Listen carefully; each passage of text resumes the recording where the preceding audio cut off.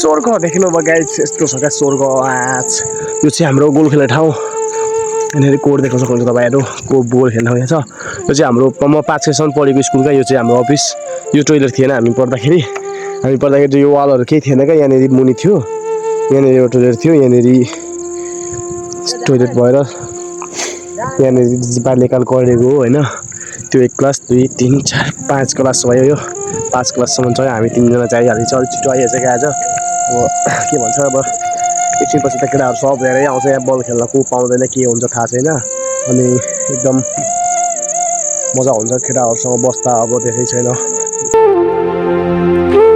श्री जनता प्राथमिक विद्यालय गेढुङ्गा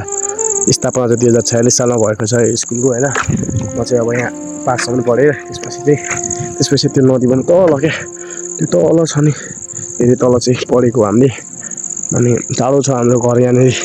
यो तल हो हाम्रो घर चाहिँ त्यो डाँडा देखिरहनु भएको छ त्योभन्दा थोरै माथि ठ्याक्कै मेरो हमलाको सिधा जस्तो पर्छ घर चाहिँ अनि त्यहाँदेखि गोल खेल्न आएको यहाँनिर भैँसी पनि छ 2टा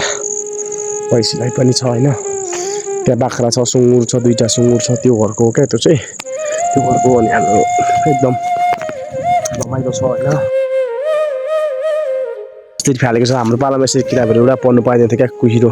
यसलाई चाहिँ म संरक्षण गरिदिन्छु यसलाई चाहिँ म लगिदिन्छु संरक्षण गर्नलाई यस्तो किताबहरू थिएन क्या हाम्रो पालामा यस्तो केही थिएन त्यो टोइलेटसम्म त्यति राम्रो थिएन हाम्रो पाला पढ्दाखेरिसम्म चाहिँ अनि चट्ट लाएर अहिले चाहिँ राम्रो भएको छ जे होस् स्कुलले प्रगति गरिरहेछ एकदम म चाहिँ यसलाई चाहिँ यहाँ कामहरू छ यसको यहाँभित्र लगाइदिँदैछु सबै विद्यार्थीले पढोस् न होइन यसलाई यहाँभित्र लगाइदिँदैछु कक्षा कोठा चाहिँ यही हो देख्न सक्नुहुन्छ कक्षा कोठा खुल्ला छ यसलाई बन्द गर्नुपर्छ यसको लागि म बन्द गरिदिँदैछु गाइस अब पढेको स्कुल माया लाग्छ क्या अरू म तल गएर 10 वर्ष पढेको भन्दा पनि यसमा 5 वर्ष पढेको स्कुलको धेरै माया लाग्छ क्या अनि चट्ट लाएर अब स्कुलमा आएको धेरै भइसक्यो अनि हामी यहाँ बल खेल्न थालेको नि सम्भवतः महिना दिन जस्तो मात्रै भएको छ क्या महिना दिन जस्तो भयो अनि ग्राउन्डहरू पनि खासै राम्रो भइसकेको छैन सबै डाँडा खाँदा छ चट्ट लाएर राम्रो कोरिसकेको छैन यो हाम्रो गाउँ चाहिँ यस्तो छ गाइस गाउँले जीवन यस्तै हो होइन चट्ट लाएर